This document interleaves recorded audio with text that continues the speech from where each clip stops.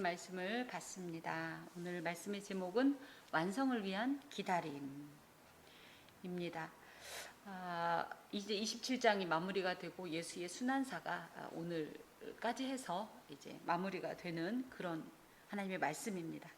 57절부터 61절까지와 또 62절부터 66절까지를 나눌 수가 있는 것이 예수님의 장래에 대한 또 그 예수님의 장래를 바라보는 어떤 신앙인의 모습들을 우리가 확인할 수 있고, 62절부터는 그 예수님의 죽음을 두고 대적들이 어떤 행동을 했는지를 우리가 이 본문을 통해서 확인할 수 있습니다. 저물었다 할 때 이날은 아직은 언제예요? 그러니까 굳이 우리의 시간으로 따지면 금요일인 거예요. 하지만 유대의 시간은 조금 다르다. 뭐냐면 막 안식일이 시작되는 시점입니다. 그래서 이 저물었다라는 것은 오후 6시 경으로 방금 말씀드린 대로 그야말로 하루에 어떤 이게 이제 넘어가는 시간인데요.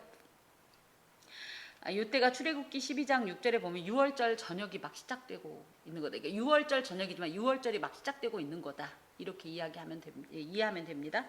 그런데 여기서 아주 중요한 신학적인 예표가 있는 것이, 예표가 완성이 되는 것이 6월절 어린 양은 언제 잡아요? 6월절 저녁이 막 시작될 때 잡죠. 예수님이 언제 돌아가셨어요? 6월절, 그러니까 6월절이 시작될 때 잡죠. 그게 이제 따지면 시간상으로 저녁이죠. 그런 것처럼 예수께서도 지금 6월절 어린 양으로 세상의 모든 이 죄를 짊어진 6월절의 어린 양이요 아사셀 염소요, 그죠? 그러면서 막 죽으신 그 시점이다. 지금 요쯤이. 그러면서 또 방금도 말씀드린 대로 안식일이 막 시작되고 있다. 사실 예수님이 돌아가시고 난 이후의 기록들을 마태복음은 굉장히 짧고 간결하게 기록하고 있는 것이 사실입니다. 왜냐하면 요한복음 같은 경우는 예수님의 죽음을 확인하는 장면이 나와요. 그래서 옆구리를 찔러서, 그죠? 옆구리를 창으로 찌르는 내용이 나오고요. 또 거기에다가 뭐 니고데모 얘기도 나와요. 니고데모가 갑자기 이제 아리마대 요셉도 그렇지만 니고데모가 몰약과 침향 한 10근쯤 100근쯤 가져와서 이렇게 장례했다, 뭐 이런 내용이 나와요. 또 누가복음에는 왜 이렇게 빨리 죽었냐 이렇게 하면서 빌라도가 백부장을 통해서 예수님의 죽음을 확인하라는 명령을 내리기도 하고 그런 기록들을 씁니다. 마가복음에도 여자들이 예수님의 장례를 위해서 향품과 유향을 준비했다, 이런 내용이 나오는데, 마태복음은 생각보다 그런 내용을 많이 이렇게 간결하게 정리하고 있습니다. 그것은 어찌 보면 지금 마태가 주목하고 있는 것은 예수님의 죽으심 자체, 장례 자체보다는 사실은 부활에 더 집중하기 위해서 장례를 오히려 조금 약간 축약하는 그런 느낌이 없지 않아 있습니다.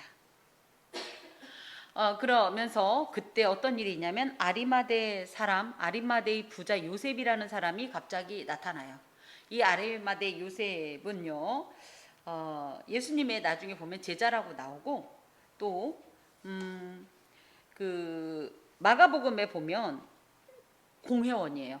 사내들인 회원이고요, 정식 회원입니다. 이것은 뭐 사회적으로나 이런 모든 것에 있어서 굉장히 그야말로 상류층이었다는 것을 알 수가 있어요. 그래서 그 당시 예수님을 따르는 이들이 굉장히 비천한 사람들만 있을 거다라고 생각하지만 그렇지 않은 것이, 예를 들어 니고데모도 그렇고요. 그렇습니다. 특별히 거기에는 하나님의 나라를 기다리는 자라는 표현이 나옵니다. 마가복음에도 그렇고 누가복음에도 그렇고. 그러니까 이 사람은 소위 말하는 숨겨진 제자 같은 사람인 거예요. 또 요한복음에는 예수님의 제자라는 표현을 해요. 그런데 여기 보면 아리마대 요셉을 뭐라고 썼냐면 부자라고 썼어요. 이 부자라는 표현을 왜 굳이 썼을까요? 그렇습니다. 뭐냐면 예수께서 이사야 53장 9절에 보면 부자의 무덤에 그 장례되었다는, 묻히셨다는 이 어떤 예언이 성취됐다는 것을 마태가 강조하고 싶은 거예요. 원래 부자였을 거예요, 이 사람이. 그런데 그 다른 뭐 마가나 누가나 요한에서는 별로 그 부분을 강조하지 않은 반면 마태가 이것을 굳이 강조한 것은, 늘 마태는 뭐예요? 봐라, 구약에 이 말씀이 있었지? 짠! 이거잖니? 이렇게 딱 이루어지잖니? 딱딱 맞잖니? 이걸 굉장히 강조하는 사람이에요.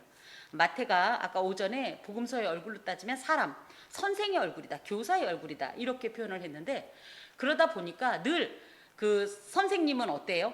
그런 거 굉장히 민감하죠. 그래서 구약에 일어났던 이 예언됐던 이것들이 신약에 얼마나 완성이 되는지, 이 예수 그리스도의 이 전 사역이 다 구약의 예표고 이것이 성취됐다는 걸 강조하고 싶은 어떤 그런 의도가 굉장히 마태복음에 강하게 나타납니다. 그러다 보니까 굳이 부자라는 표현을 이렇게 쓰는 거예요. 자, 이렇게 이 부자가 왔는데, 요셉이라는 사람이 왔는데, 이 사람도 예수의 제자라. 조금 여러분은 이런 요 장면에서 의심이 되지 않습니까? 왜 지금까지 뭐 하고 있다가, 예수님이 십자가형을 그렇게 당할 때 뭐 하고 있다가 왜 이제 갑자기 나타났을까? 다 판 끝났는데 어떻게 보십니까? 비겁해 보이기도. 그럼 또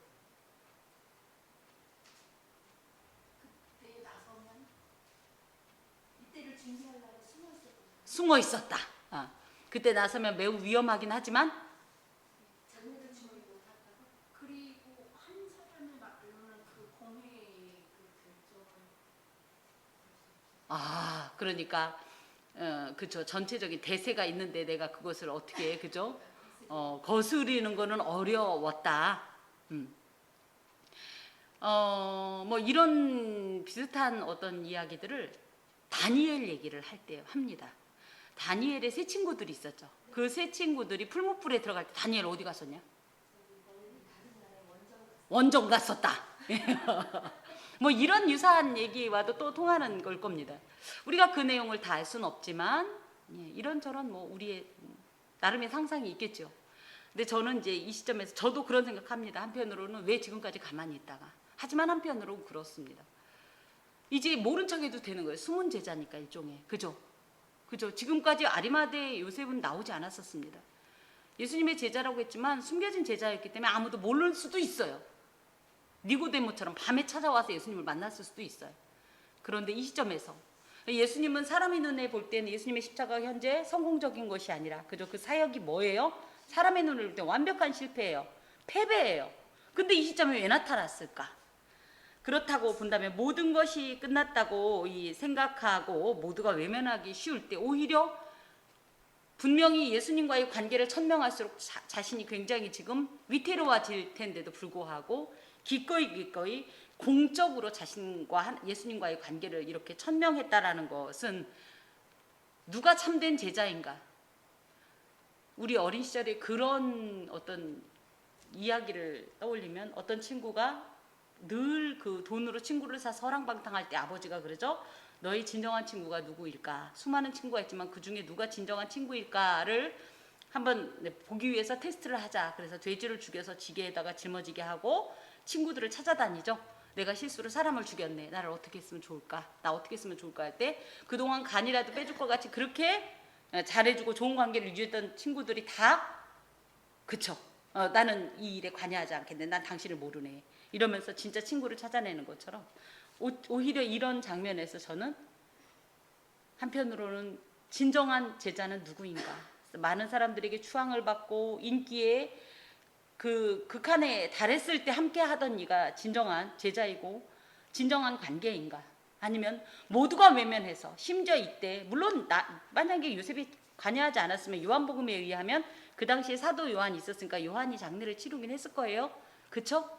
하지만 이 아리마대 요셉이라는 사람이 나타남으로 인해서 그야말로 마태가 강조하고 싶은 부자 아리마대 요셉이 나타남으로 인해서 이사야 53장의 그 부자의 무덤에 묻히는 이 말씀을 성취하는 소중한 어떤 통로로 쓰였다라는 사실 더하여서, 어찌됐든 우리가 어떤 일이 있어도 예수 앞에서, 그쵸? 어떤 우리와의 그 관계에는 변함이 없어야 한다는 것, 뭐 이런 귀한 교훈을 받게 됩니다. 자, 빌라도에게 가서 예수의 시체를 달라 했다. 여기에는 그냥 이렇게 표현하고 있지만 사실은 당돌하게 달라고 했다라는 표현이 나와요. 다른 복음서에. 그럴 때 이게 굉장히 당돌한 행동이었다라는 것이, 예수님은 현재 유대 쪽에서는 종교적인 문제로, 신앙적인 문제로 죽였을지 모르지만, 율법적인 문제로 죽였을지 모르지만 로마로서는 뭐를 죽였냐면 정치범으로 죽였단 말이에요. 로마에서 가장 가혹한 형벌을 받는 자가 정치범인데, 정치범으로 지금 십자가형을 당한 사람을 내가 거두겠다라는 표현은 나도 그의 공범자다라는 표현이에요. 그것을 총독에게 가서 할 정도면 이 사람도 애쓰다뿐 아니라 이 사람도 죽으면 죽으리라, 잃으면 잃으리라 라는 마음으로 가서 당당하게 요청했고, 이 요청이 여러 번 간청을 한 것이 아니라 굉장히 적극적이고 당당하게 가서 딱 한 번 얘기했다라고 원어에 나옵니다. 가서 주쇼! 저 시체를 주쇼! 했더니 빌라도가 그 예민한 예수님의 시체를 순순히 단번에 응낙을 했습니다. 이것은 오히려 이 요셉이 당당한 태도의 빌라도가 약간 그죠, 주눅이 들었을 수도 있고, 한편으로는 빌라도 또한 계속 예수님을 누구라고 생각했어요?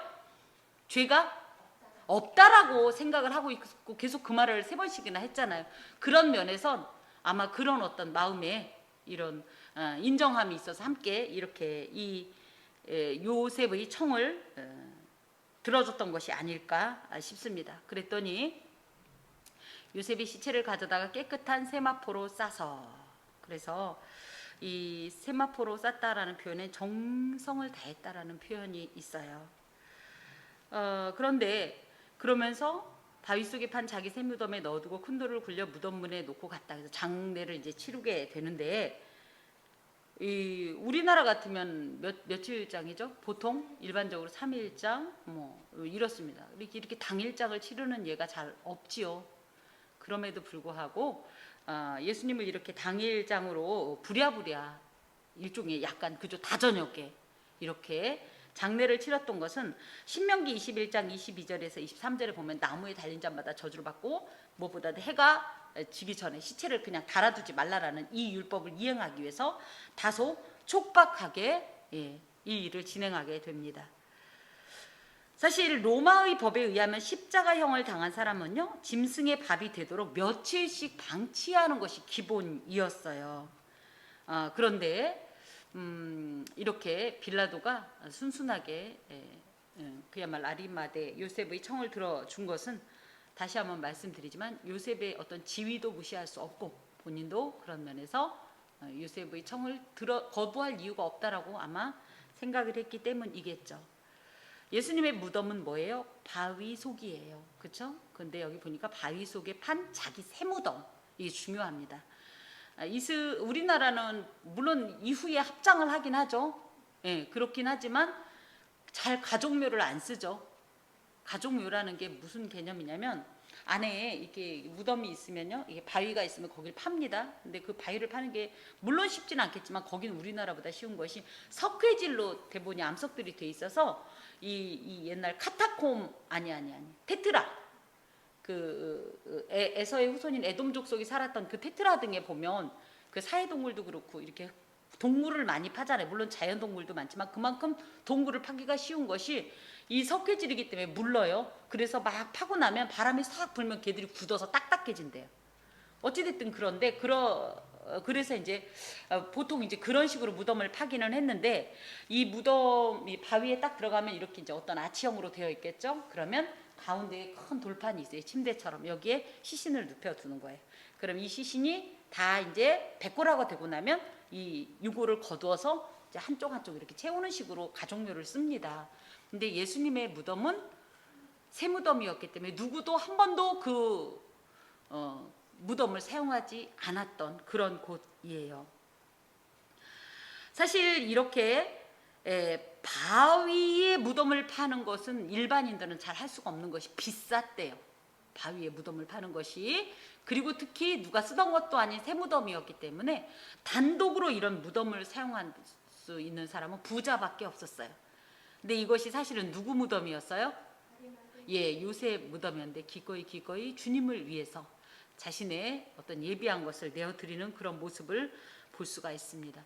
이 무덤은 그런데 며칠 뒤에, 3일 뒤에 어떤 무덤이 되죠? 빈 무덤이 됩니다. 이후에 이 무덤은 어떻게 됐을까요? 그렇죠. 누가 뭐 사용했다라는 기록도 없고, 우리가 이 무덤을 갖다가 빈 무덤이라고 말을 합니다. 보면 큰 돌을 굴려 무덤 문을 놓고 가니. 그래서 무덤에 뚜껑이 있었다고요. 무덤 문이. 그래서 보면 돌적이라고 그래가지고 이렇게 굴려서 이 큰 무덤을 그저 약간 도르래 형식으로 했다고도 하고 그러는데 뭐 이 학자 저 학자가 얘기하는 걸로 봐서 우리가 이렇게 문 굴리듯이 그 큰 문을 이렇게 닫은 게 아니라 굴리듯이 닫았을 거다 이렇게 말을 하긴 합니다. 어찌됐든 무덤 문을 막았다라는 것은 장사가 완료됐다라는 거죠. 굳이 이 표현을 자꾸 쓰는 이유가 뭐냐면 예수님은 첫 번째 기절한 것이 아니라 확실히 죽으셨다. 하나 더는 나중에 63절 이하의 이 거짓 소문이 이제 얘기를 하고 실제로 나중에 뭐라 그래요? 이 군인들이 보면 그죠? 13절에 그죠? 밤에 우리가 잘 때 그의 제자들이 그를 도둑질해 갔다 이런 표현을 하죠. 그래서 이것이 사실이 아니라는 것을 강조하기 위해서 장사가 완료됐다. 그것도 무덤으로 문을 완전히 닫을 정도로 완전하게 완료됐다는 것을 마태가 이야기하고 있어요. 그리고 거기에는 막달라 마리아와 다른 마리아가 무덤을 향하여 앉았더라. 이 사람들은 아까 지난주에 했던 56절이 그 사람의 일부일 거예요. 56절에서도 그런 것을 살펴보았지만 이들은 누구였냐면 주목받던 제자들에 비해서 전혀 주목받지 못했던 자들입니다. 하지만 예수님의 가장 극한의 어떤 상황 속에 함께 했던 자들이에요. 그렇게 친다면 누가 참된 제자들의 모습을 가지고 있을까? 아까 아리마대 요셉에서 함께 묵상했던 내용과 같습니다. 그래서 이렇게 앉은 이들이 결국은 어떤 일을 경험하냐면 예수님의 부활을 목격하는 최초의 이 목격자가 되는 이런 은혜를 입습니다. 우리가 예수님의 죽으심에도 예수를 끝까지 따르는 자들의 어떤 이런 모습을 통해서 도전을 받을 필요가 있습니다. 우리가 우리의 목적에 따라 우리가 좋을 때 우리가 소위 말하면 성공 가도를 달릴 때는 주님은 나의 주님이고 그렇지 않을 때 주님을 떠나는 것은 결코 참된 신앙인의 모습이라고 할 수 없습니다.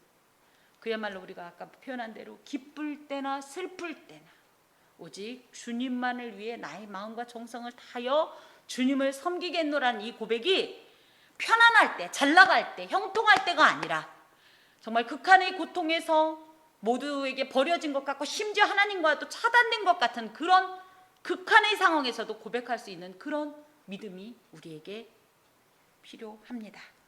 61절까지는 그래서 예수님의 장례를 치르는 이 신앙인들의 어떤 모습들을 기록하고 있고 62절부터는 전혀 다른 어떤 이런 장면이 연출이 되는데요. 그 이튿날, 그래서 이제 우리로 따지면 토요일 날 이런 얘기입니다. 준비일 다음 날 이렇게 표현해요. 준비일이라고 할 것 같으면 뭐예요? 금요일 날 예수님이 돌아가시는 그 시점이 6월절을 준비한 날이죠. 준비일 다음 날이면 그날이 6월절이기도 하고요. 놀랍게 예수께서 순환받으셨던 그 해의 6월절이 안식일과 겹쳤대요. 그래서 우리가 소위 말하면 예수님이 금요일에 돌아가셨지 이제 토요일날 무덤에 계셔 주일날 부활하셨다 이 공식이 나오는 거예요. 그러면서 토요일이 안식일 겸 6월절이었다고 해요. 그런데 이 마태가 굳이 이날을 그냥 6월절이라고 해도 되고요. 안식일이라고 해도 되는데 그 말을 안 쓰고 준비일 다음 날이라고 썼던 이유가 뭘까요? 헷갈리게. 그죠?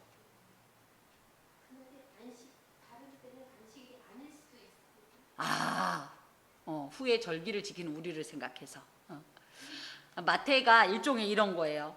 안식일이라는 표기를 하고 싶지 않았어요. 왜요? 대제사장들과 바리새인들의 악한 모의로 이미 안식은 더럽혀졌고 파기되어 버렸고 온전한 안식일은 안식일의 주인인 예수 안에서 그죠? 하나님의 뜻과 목적과 그 거룩함의 어떤 그 고향이 있어야 되는데 오히려 그 반대의 행동을 한 이들에게 이 그날에 안식일이라는 표현을 쓰고 싶지 않았던 겁니다. 그래서 오히려 준비일 다음 날이라는 표현을 썼는데 여기서 중요한 건 준비일 다음 날이 중요한 게 아니라 준비일이 더 중요한 거예요. 예수님이 그야말로 6월절을 준비하시고 6월절 어린 양으로 가셨던 그 준비일이라고 표현하는 그 시간이 더 중요했기 때문에 마태는 이 날을 이렇게 씁니다. 근데 28장 1절에 보면 이걸 뭐라 그래요? 안식일이 다 지나고. 그러니까 이 날이 안식일이었다는 것을 이렇게 표현하면서 이때는 예수님의 부활이 있기 때문에 안식일이라는 표현을 써요. 한편으로는 굳이 이런 거를 우리가 다룰 필요가 있나 할 때 저자의 심정으로 볼 때는 이 한마디 한마디 한 획 한 획이 자신의 그 나름의 어떤 신앙적인 고민도 있었을 거고, 그쵸? 고백이기도 하고요, 하나의 신념이기도 했을 거예요. 그래서 제가 이제 간혹 그런 표현을 씁니다. 우리에게 일요일입니까? 주일입니까? 우리는 어디 가서 무슨 얘기를 할 때 일요일이라고 합니까? 주일이라고 합니까? 우리에겐 일요일이 아니라 주일입니다. 의도적으로 저도 그 말을 쓰려고 무척 노력합니다. 심지어는 예수님을 안 믿는 이들에게도 주일이란 표현을 쓸 때 놀랍게 그들은 알아듣습니다. 근데 자꾸 예수님을 믿는 사람들이 일요일 해버리면요, 이게 내 마음속에는 주일이 또 그런 겁니다. 전 그래서 이 마태의 이 마음이 정말 준비일 다음 날이라는 표현이 더 크게 와닿았어요. 사소한 말인 것 같고 아무것도 아닌 것 같지만 풀어 해석하면 누구 말 맞다나 어렵게 뭐하러 이렇게 말해서 할지 모르지만 마태는 이런 거를 통해서 자신의 강조점을 자꾸 부각시키는 건데, 그게 뭐예요? 예수님이 죽으셨다는 것과, 그죠? 또 28장 1절에 보면 안식 후 첫날이라는 표현을 통해서 예수님의 부활을 강조할 뿐이지 그날이 무슨 날인 건 중요하지 않아요. 자, 그러면서 준비일 다음 날이면 오면 얘기하면 이 날이 무슨 날이야? 안식일이죠. 그러면 대제사장들과 바리새인들이 뭘 해야 돼요? 성전에서 안식일 규례를, 그리고 6월절 지금 아주 대대적인 행사라니까. 우리가 얼마 전에 추석 명절을 지냈지만 어마어마한 날이에요, 이 날은. 그런데 그날 뭘 하냐면 함께 빌라도에게 찾아가요. 이게 정말 아이러니한 것이, 이들은요 지난번에 예수님을 고발할 때요, 부정을 면하기 위해서 빌라도의 관장에 들어가지 않겠다고 요한복음이 기록하고 있어요. 그렇게 철저하던 이들이 세상에 더 그 중요한 날이라고 할 수 있는 안식일 겸 6월절에 빌라도를 찾는 이런 모습입니다. 왜 그랬을까? 다 끝났잖아요. 예수님 돌아가셨잖아요. 그럼 다 끝났잖아요. 그런데 그럼에도 불구하고 이 뒤에 있는 것이 그 말에 어떤 힌트가 됩니다. 이들은 불안했어요. 왜 불안했어요? 예수님께서 3일 후에 사흘 후에 살아나겠다는 이 말씀을 하신 것을 믿고 싶지 않지만 떨쳐버릴 수 없는 어떤 강한 이 메시지였기 때문입니다. 그래서 찾아가서 주여, 아니 도대체 누가 주예요 지금? 이들에게 주는 하나님이십니다. 그런데 여기 가서 주여, 이 주라는 표현을 함부로 쓰면 안 되는 거예요. 내 삶의 주인이고 당신은 나의 소유주입니다, 이런 뜻이에요. 단순히 당신이 나보다 좀 높습니다, 이런 뜻이 아닙니다. 자기의 목적을 위해서 주님을 바꿔버리는 이 완악하고 무지하고 이런 모습이 이곳에 있습니다. 저 속이던 자, 누구예요 이게? 예수님을 저 속이던 자래요. 이 속이던 자라는 플라노스라는 말은 뭐뭐를 잘못된 길로 인도한다라는 뜻을 갖고 있어요. 그래서 요한복음에 보면 백성을 미혹하는 자다. 또 요한복음에 보면 무리를 미혹하는 자다, 이런 표현을 하는데요. 이 플라노스라는 말은 떠돌이 불황자, 무례한이란 표현이에요. 예수께서 이런 분이라는 거예요. 예수님이 속이는 분입니까? 떠돌이 불황자, 무례한입니까? 미혹하는 자입니까? 나중에 우리 사도행전을 보면은 천하를 어지럽게 하는 자다, 이런 악한 자들의 말에 절대 동조할 수 없습니다. 어찌되었든지 예수님을 그렇게 표현하는데 우리가 분명히 알아야 될 것은 예수님은 절대 그런 분이 아니에요. 예수님은 하나님의 나라를 전파하려는 분명한 목적과 방향을 가지고 사역하셨던 분이에요. 결론적으로는 백성들을 진리로 하나님께로 살리는 생명의 길로 인도하셨던 분이지, 자신들이 미혹하는 자요, 거짓말하는 자요, 속이는 자인데 예수님에게 이런 누명을 또 씌웁니다. 그러면서 뭐라고 하냐면 살아있을 때 말하되 내가 사흘 후에 다시 살아나리라 한 것을 우리가 기억하노니. 글쎄요, 들었을까요 이 소리를? 이들이 예수님께서 내가 사흘 후에 살아나리라는 말씀을 들었을까요? 아마 파다한 소문이 났을 겁니다. 물론 이들이 나중에도 정말 그런 것들 때문에 그죠? 뭐 신성 모독이니 이런 많은 죄명을 씌우게 되는데, 실제로 예수님께서 이 말씀은 마태복음 16장 21절에서 그 변화산상 그 빌립보, 그 가이사랴 빌립보에 갔다가 오면서 이제 하셨던 말씀이긴 하지만, 이 말씀을 이들이 그러면은 믿음으로 받았냐? 아니죠.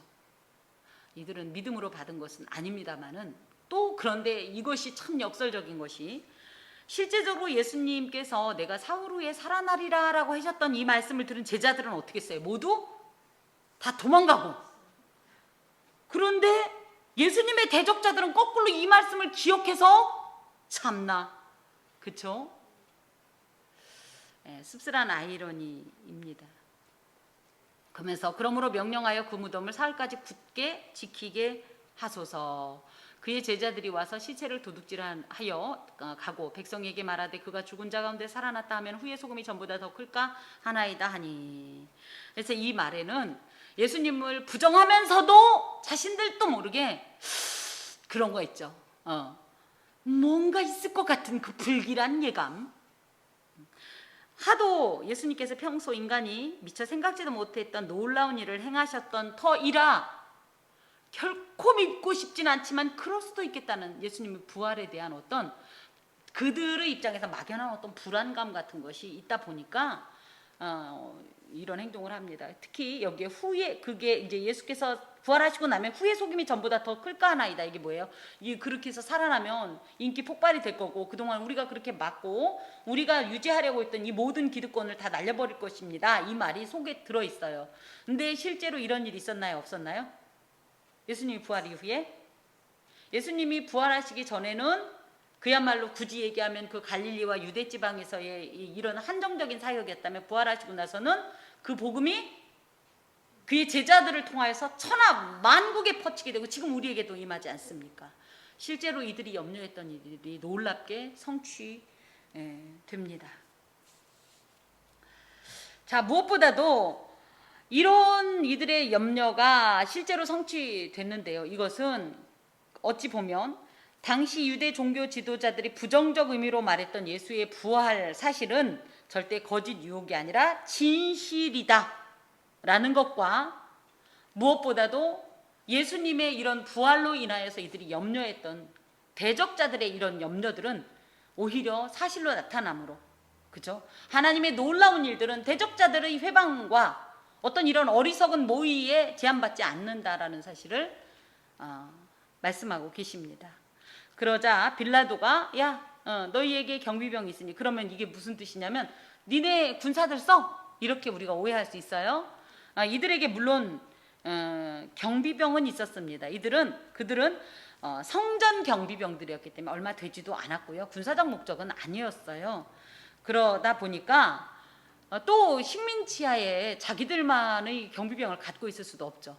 그래서 이 말은 해석하면 뭐냐면, 내가 너희들한테 내 경비병을 사용하는 것을 허락해 줄 테니 네 뜻대로 한번 해봐라, 이렇게 허락해 주는 그런 내용입니다. 힘대로 지켜라, 이거는 니네들 할 수 있는 대로 다 해봐, 그럼 정해보고 싶으면, 이런 표현이에요. 또 그러자 그들이 경비병과 함께 가서 돌을 임봉하고 무덤을 굳게 지키니라. 그래서 유대인들이 동굴 무덤에서 시체의 도굴이나 이동을 방지하기 위해서 인봉을 치던 것은 예로부터 사용되어 왔던 이런 방법이라고 합니다. 그래서 인봉이 뭐예요? 꽝꽝꽝 도장 찍는 거죠. 그래서 뭐 제가 완전히 그림이 아니기 때문에 설명할 수 없지만, 무덤의 이 돌을 밧줄로 메고 그것을 이 벽과 연결을 해서 아예 못 열도록 완벽하게 그야말로 밀봉처럼 해놓고, 밧줄이며 그 흙 같은 데다 그 돌로 하고 나면 나머지 이렇게 틈새 구멍이 있죠. 그런 것까지 흙으로 다 메꾼 다음에 그 사이사이에다 다 도장 꽝꽝꽝꽝 찍어 놓는 거예요. 그럼 쪼개지거나 이게 훼손되면 금방 발견이 될 수 있도록 이렇게 행동을 했다라고 해요. 무엇보다 목적은 물론 예수님이 부활에 대해서 믿음이 있었던 것은 아니지만, 참 머리도 좋아.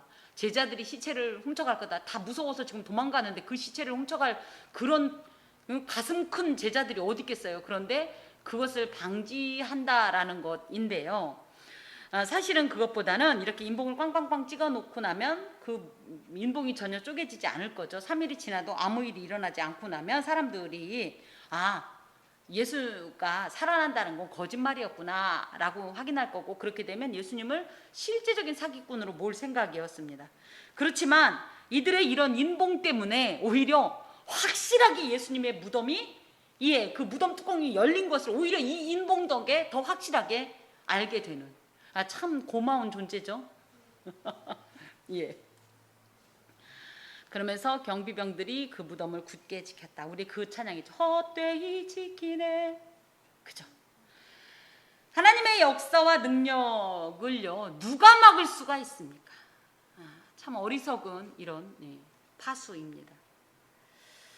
이 내용을 우리가 조금 생각하면서, 우리는 보통 예수님의 죽으심과 부활의 사이에 3일간의 일들을 크게 관심 갖지 않아요. 그죠? 죽으셨다, 그리고 3일 뒤에 살아나셨다. 하지만 이런 기록들을 통해서 예수님의 죽으심과 부활에 대한 어떤 이런 확실한 증거들이 준비되는 과정이 이 3일간에 있었습니다. 그래서 예수님은 절대 시체를 제자들에게 도난당해서 살았다고 거짓말하는 분도 아니고, 이런 것들이 오히려 이런 행동들을 통해서 드러나고 있어요. 예수님은 확실하게 예수님의 죽으심 가운데 장례 절차가 있었고요. 또 이런 대적자들을 통해서, 그래서 이곳에는 굉장히 부정적인 기록이고 부정적인 행동이었음에도 불구하고 하나님께서는 이들의 부정적이고 사악한 행동을 통해서 하나님의 놀라운 일들을 증거하는 어떤 역사적인 이런 실체로 보여주고 있는 그런 모습입니다.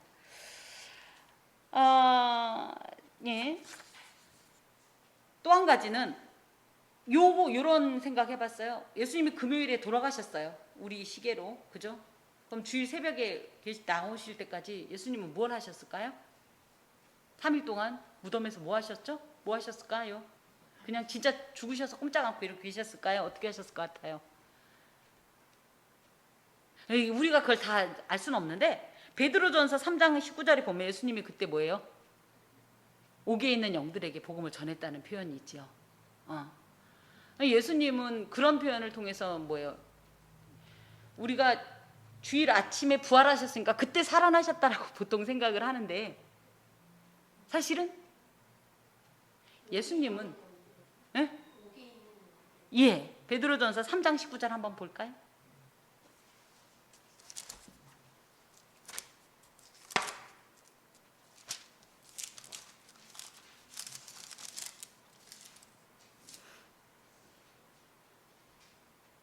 베드로전서 3장 19절.